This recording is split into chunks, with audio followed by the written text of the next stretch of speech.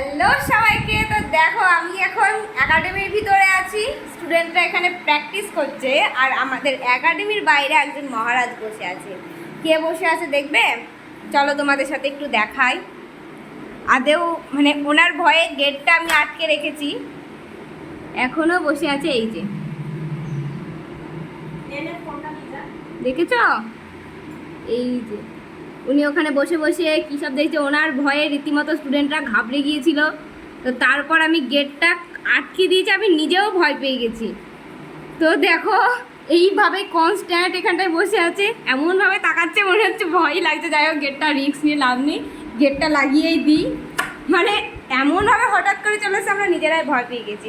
আর এই দেখো এখানে স্টুডেন্টরা প্র্যাকটিস করছে।